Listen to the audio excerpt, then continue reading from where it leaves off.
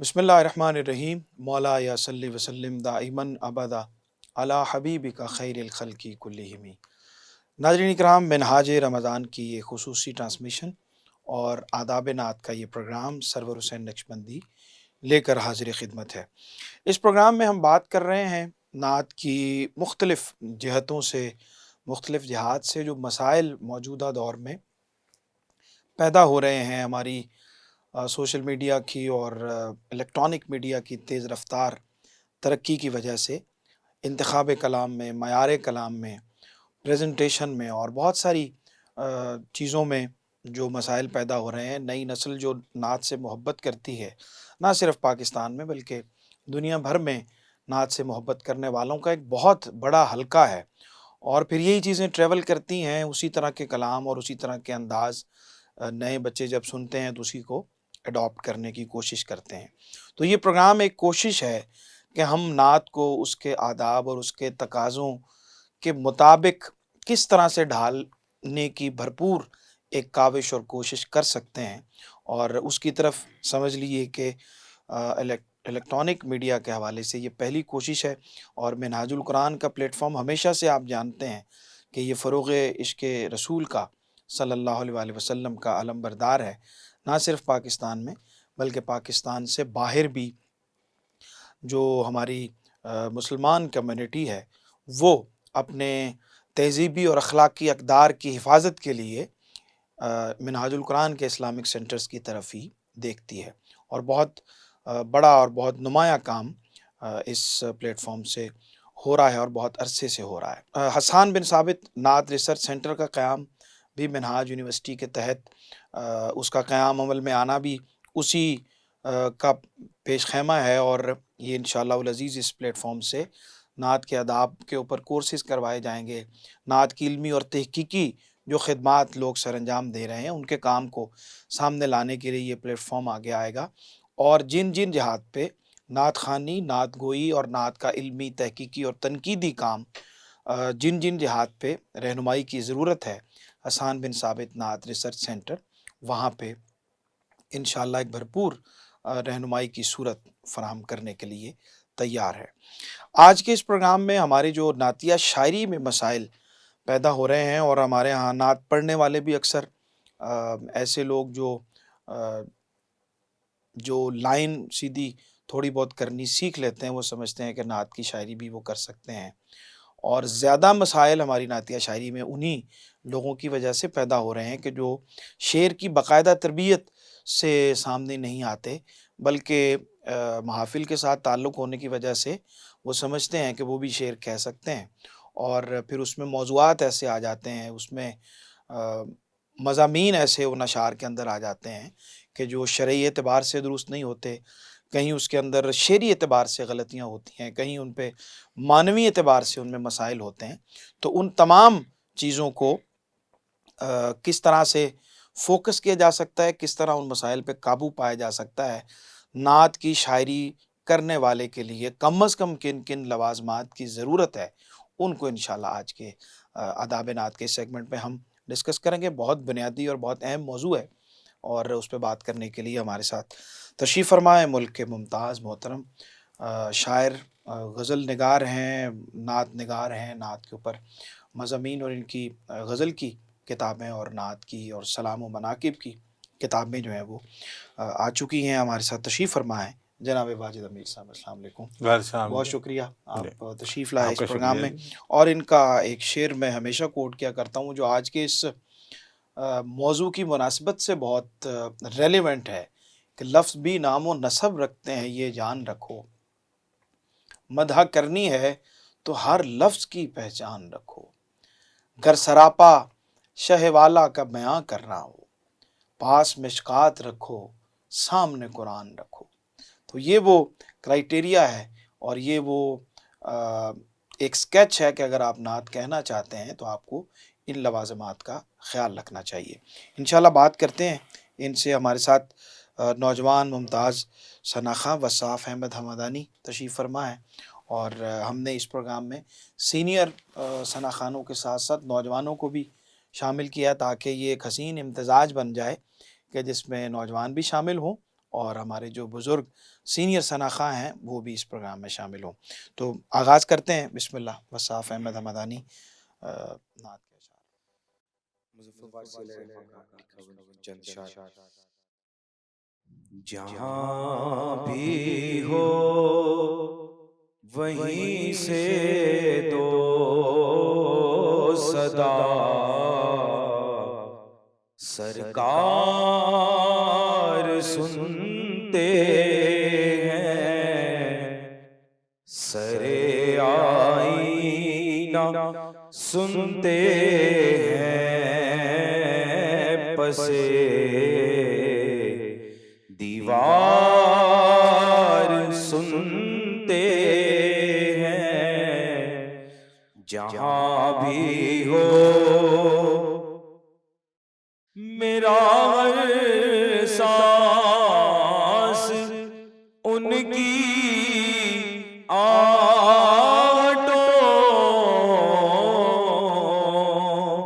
کے ساتھ چلتا ہے، میرے دل کے دھڑکنے کی بھی وہ رفتار سنتے ہیں۔ جہاں بھی ہو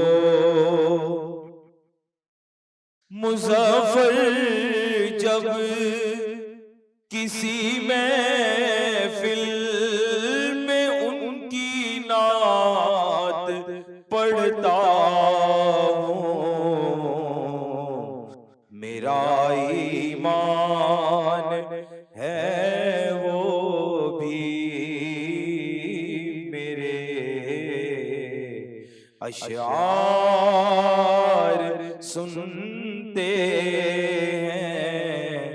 جہاں بھی ہو وہیں سے دو صدا، سرکار سنتے ہیں۔ کیا کہنا، سبحان اللہ سبحان اللہ۔ سلامت رہیے۔ جناب مظفر وارثی کا بہت ہی خوبصورت کلام، اور شاعری میں غنائیت کی بات کریں، نغمگی کی بات کریں اور ترنم ریزی کی بات کریں تو ان کی شاعری ہمیں لہروں کی طرح چلتی ہوئی محسوس ہوتی ہے۔ اللہ ان کے درجات کو بلند فرمائے۔ نعت کے چند اشعار پہلے آپ سے سنیں اور پھر بالکل بات آگے بڑھاتے ہیں۔ بسم اللہ۔ چند اشعار کے رکھ کے لب اس میں محمد پہ اٹھاتا بھی نہ تھا، رکھ کے لب اس میں محمد پہ اٹھاتا بھی نہ تھا، سبحان اللہ سبحان اللہ۔ رکھ کے لب اس میں محمد پہ اٹھاتا بھی نہ تھا، جب مجھے نام نبی ٹھیک سے آتا بھی نہ تھا، جب مجھے نام نبی ٹھیک سے آتا بھی نہ تھا۔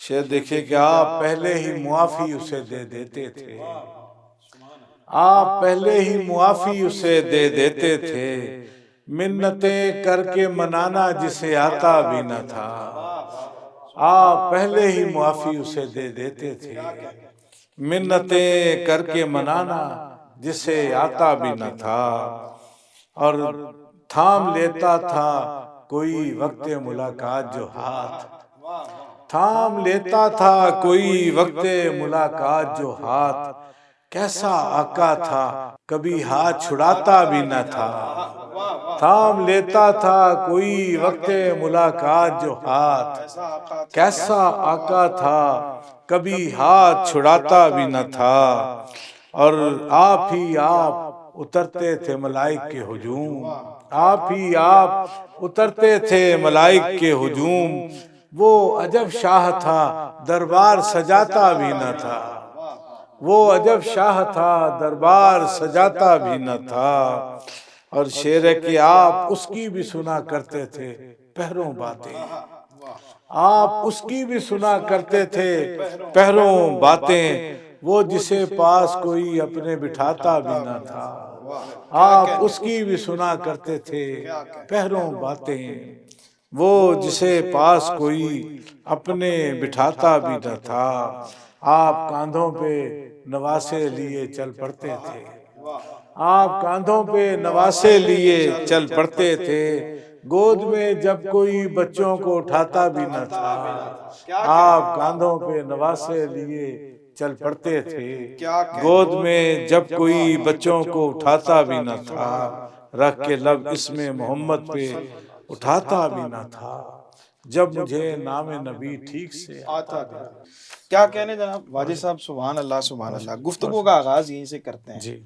ہماری آج کی نعت میں سیرت کے موضوعات جی بہت کم ہو گئے ہیں، جی اور تخیلاتی شاعری زیادہ ہوتی ہے، اور پھر جذباتی شاعری زیادہ ہوتی ہے، اور اس میں بھی اپنے عقیدتوں کا اظہار، وہ بھی نعت کا ظاہر ہے کہ ایک ذیلی موضوع تو ہے، لیکن نعت کی بہار تو یہی ہے کہ سیرت کے موضوعات کو اس میں لایا جائے۔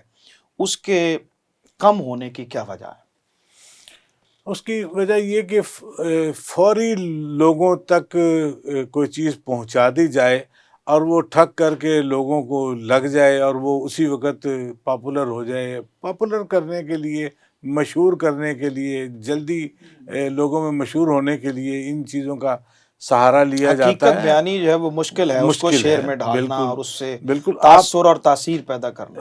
نعت سے آپ تبلیغ کا بھی کام لے سکتے ہیں، لینا چاہیے کہ آپ سیرت کو بیان کریں، رسول اللہ کی زندگی کے معاملات کو، واقعات کو بیان کریں، آپ اس سے بھی لوگوں کو متاثر کر سکتے ہیں۔ ٹھیک، صرف یہ لایانی قسم کے مصرے اور معروف جذباتیت کی فضا کو جذباتیت کی فضا کو زیادہ ابھارنا۔ ابھار کے تو آپ لوگوں کی ہمدردی یا محبت حاصل کرنے کے لیے، توجہ حاصل کرنا چاہتے ہیں، یہ قابل قدر چیز اچھا، نہیں یہاں ہے۔ تو سوال یہ بھی پیدا ہوتا ہے کہ نعت بنیادی طور پہ اس کے لکھنے کا مقصد کیا ہے؟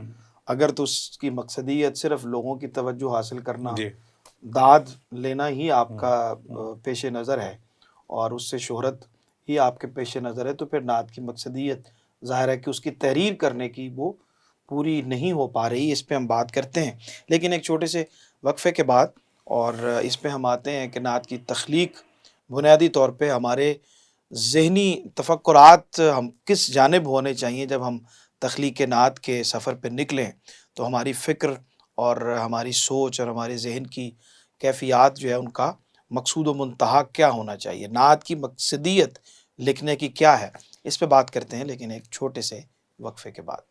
سب سے پہلے نئی ویڈیوز کو حاصل کرنے کے لیے شیخ الاسلام ڈاکٹر محمد طاہر القادری کے آفیشیل یوٹیوب چینل کو سبسکرائب کریں اور بیل آئیکن کلک کریں۔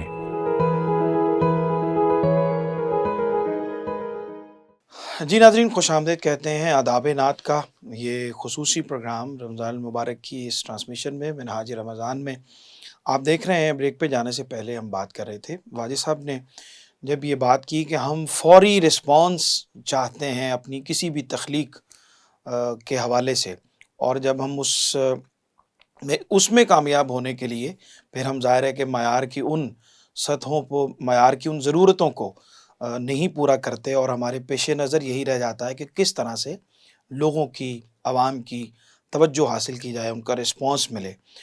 تو یہ جو رسپانس لینے کی خواہش ہے، یہ نعت کی مقصدیت میں کہیں آتی ہے؟ دیکھیے، میں یہ کہتا ہوں کہ جب وہ نعت پڑھی گئی ہے، خاور حجاز کے رخشندہ سبحان آفتاب، اللہ سبحان اللہ۔ کتنے لوگوں کو اس کا مفہوم پتہ تھا؟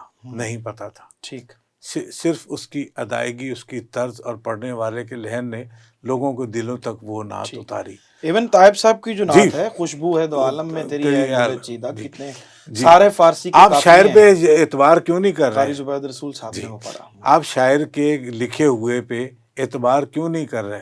آپ اس میں اپنی لائنیں کیوں ڈالنے کی کوشش کر رہے ہیں؟ شاعر نے جو کچھ لکھا ہے اس کے اندر تاثیر موجود ہے، آپ نے اپنے لحن سے اس تاثیر کو تھوڑا سا بڑھانا ہے۔ آپ اس حد تک تو آئے نا، اس لکھے ہوئے کو، اس میں تاثیر موجود ہے، اس میں شعریت موجود ہے، حز اٹھانے کے تمام لوازمات موجود ہیں۔ صرف آپ کے پاس اتنا ہے کہ اس کو ایک خوبصورت طرز دے کے اور اپنی خوبصورت آواز سے اس کو آپ پڑھیں، لوگوں اچھا، تک پہنچے کی بات۔ لکھنے والے کے لیے بنیادی طور پہ کن چیزوں کی ضرورت اور کن چیزوں کا اس کے پاس علم ہونا چاہیے جس نے نعت لکھنی ہے؟ ورنہ تو ہم پورے اگر شعری سرمایہ کو دیکھیں تو غالب جیسا زبان دان بھی یہ کہتا ہے کہ غالب ثنائے خواجہ بھائی ازنا گذاشتے ہیں. دیکھیں ہمارا تو سارا یہ جو اردو کا منظر نامہ ہے یہ غزل سے ہم کہیں بھی باہر نہیں نکل تقاضے سکتے. کیا کیا ہیں بنیادی ایک نعت اب نگار دیکھیے کے نا، لیے؟ غزل کے لیے آپ کو بہت سے علوم جاننے چاہیے. ٹھیک ٹھیک ہے کہ نہیں؟ آپ کو حرف و معانی کے متعلق پتہ ہونا چاہیے، ردم آپ میں موجود ہونا چاہیے. جب آپ کو غزل کے لیے بہت سی چیزیں جاننی پڑیں گی، آپ کو تاریخ کا علم ہونا چاہیے، آپ کو مذہب کا علم ہونا چاہیے، آپ کو بہت سارے، تو آپ کو نعت اس سے بہت زیادہ بہت آگے جا کر پھر، ٹھیک لیکن ہے غزل کے پیرائے میں ہی. ٹھیک. ایک ڈاکٹر خورشید رضوی کی خوبصورت بات ہے کہ غزل جو ہے وہ نعت کی تشبیب ہے. کیا یہ بڑی اچھی بات سبحان انہوں نے اللہ. کہی ہے، بڑا اچھا جملہ ہے. اس کے بعد آپ جب نعت کی طرف آتے ہیں تو جو کچھ آپ کی مشق سخن ہے، آپ نے وہاں سیکھا ہے، آپ نے جو جانا ہے، اس سب کو لے کے آپ نعت کی طرف آئیں گے. اب یہاں پر آپ کے اور مزید تقاضے بڑھ جائیں گے. ٹھیک اس میں آپ کو دین کا علم زیادہ جاننا صحیح. چاہیے، آپ کے پاس ہونا چاہیے. پھر آپ نعت کی طرف بڑھیں، تاکہ آپ نعت کے جو دین کا علم میرا خیال ہے جتنا ضروری ہے، شعر کا علم بھی اتنا ہی ضروری ہے. بالکل ضروری. وہ تو آپ نے غزل سے کچھ تھوڑا سا کشید کر لیا نا. شعریت جہاں تک ہے، شعری علوم ہے، اس کے متعلق آپ غزل سے، وہ ہمارے یہاں یہی کہتے ہیں پہلے اچھی جو غزل لکھتا ہے وہی اچھی نعت لکھتا ہے. بلکہ ہمارے جتنے بھی بڑے شعراء ہیں ان کے ہم دیکھتے ہیں غزل کی پوری ایک روایت ان کے ہیں. بالکل طائب صاحب کو آپ دیکھیں کیا بالکل اچھی غزل انہوں نے لکھی ہے پہلے. قاسمی صاحب ہیں، بہت سے لوگ ہیں جن کا نام لیا جا سکتا ہے. غزل کی جو مشق سے نعت کی طرف آتے ہیں ان کے ہاں نعت کے مضامین اور نعت کا ایک جو لہجہ ہے وہ ایک نئے پن کے ساتھ ظہور کرتا ہے اور اس میں نئی چیزیں آتی ہیں. وصاف احمد حمدانی، جناب مرغوب حمدانی صاحب کے صاحبزادے ہمارے ساتھ موجود ہیں، ان سے نعت سنتے ہیں. بسم اللہ. وہ سوئے لازار پھرتے ہیں،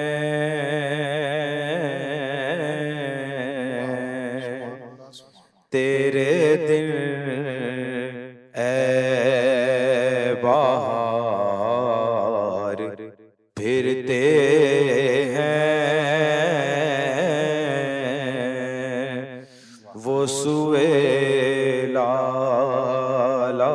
لازار پھرتے ہیں، اس گلی کا گدا ہوں میں،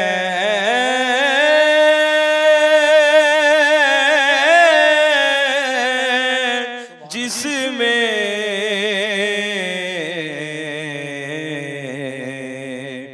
مانگتے تاجدار پھرتے ہیں. پھول کیا دیکھوں میری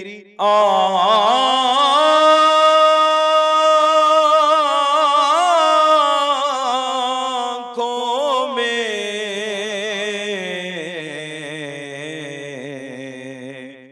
دشت طیبہ کے خار پھرتے ہیں.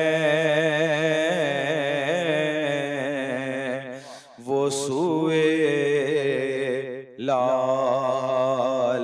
لازار پھرتے ہیں. جیتے رہیے، سلامت رہیے. بہت شکریہ اعلیٰ حضرت کا. کیا شعرا فاق اور کیا اس میں اس نے تغزل ہے، کیا چاشنی ہے، کیا شاعری ہے، کیا نعت کے مضامین ہیں. ساری چیزوں کا امتزاج ہمیں اس نعت کے اندر جو ہے وہ نظر آتا ہے. میسج پیغام کیا دیتے ہیں جو نعت لکھ رہے ہیں، جو نعت لکھنا چاہتے ہیں، جو نعت لکھنے کی طرف آنا چاہتے ہیں، ان کو کن کن باتوں کو ملحوظ خاطر رکھنا چاہیے؟ دیکھیے، نعت آپ لکھنا چاہتے ہیں، بہت اچھی بات ہے. پہلے تو آپ یہ دریافت کیجئے کہ آپ میں موزونیت ہے. ٹھیک. موزونیت ہے، ردم ہے موجود. پھر اس کے بعد یہ آپ دریافت بھی خود کرنا ہے، یہ بھی کسی سے پوچھنا پڑے گا؟ نہیں، آپ کے کہ ہے ارد گرد لوگ اپنے موجود تئیں ہیں. اگر کو خود کہے کہ جی میرے اندر ہے موضوعیت، نہیں، وہ اپنے آپ کہنے سے تو نہیں ہوتا. اچھا ٹھیک ہے. تو آپ کے ارد گرد بہت سے لوگ موجود ہیں، ان کے پاس بیٹھیے. اچھا، مسئلہ بھی یہ ہے کہ لوگوں کے پاس اب اتنا وقت تو میرا خیال وقت سے زیادہ ضروری تو یہ ہے کہ لوگوں تک پہنچنا.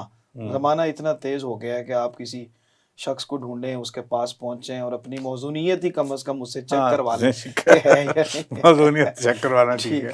تو وہ اتنا تو ہو، پھر اس کے بعد آپ کو اس مشق سخن کرنی ہے آپ نے. اور شاعری کی دوسری چیزیں بھی آپ پہلے سیکھ لیجئے، اس تک رسائی حاصل کیجئے، اس کی مشق کیجئے، پھر کوشش کیجئے نعت کی طرف آنے کی. بالکل ٹھیک. تاکہ آپ کی تربیت ہو جائے، لفظوں کی پہچان ہو جائے، آپ کو سمجھ میں آ جائے کہ کون سا لفظ کہاں. اور نعت کے لیے تو خاص طور پہ احتیاط. پھر آپ سیرت کا مطالعہ کیجئے، آپ لٹریچر کو پڑھیے، پھر سیرت کا مطالعہ کیجئے، شاعری کو بھی پڑھیے، نثر کو پڑھیے.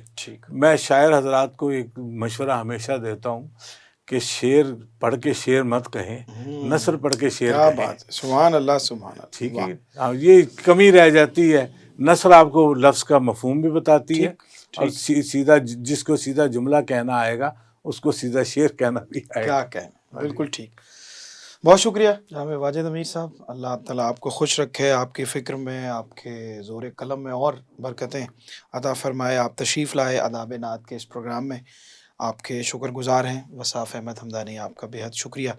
ناظرین اکرام، پروگرام کا وقت جو ہے وہ ختم ہوا، اور آج ہمارا موضوع تھا کہ نعت نگار کے اندر کن خوبیوں کا ہونا ضروری ہے، اور اس کو جو نعت کہہ رہے ہیں کن کن چیزوں کا، کن کن لوازمات کا خیال رکھنا ان کے لیے ضروری ہے. اس میں بہت ساری باتیں ہمارے سامنے آئیں کہ اس میں سب سے پہلے تو جو طبی موضوعیت ہے اس کو سب سے پہلے تو دریافت کرنا ہے آپ نے خود. اس کے بعد پھر آپ کو مطالعہ کرنا ہے، نثر کو بھی پڑھنا ہے، شاعری کو بھی پڑھنا ہے، اپنے عہد میں ہونے والی جو شاعری ہے اس پہ بھی نظر رکھنی ہے، روایت سے بھی آپ نے گزرنا ہے، اور پھر دینی علوم پہ آپ کی دسترس ہونی چاہیے. اگر آپ نعت کے ساتھ آپ کا تعلق ہے تو پھر اس میں سیرت کے موضوعات کو کس طرح تاثیر کے ساتھ، چاشنی کے ساتھ اور حسن و خوبی کے ساتھ مصرے کے پیکر میں سمویا جا سکتا ہے.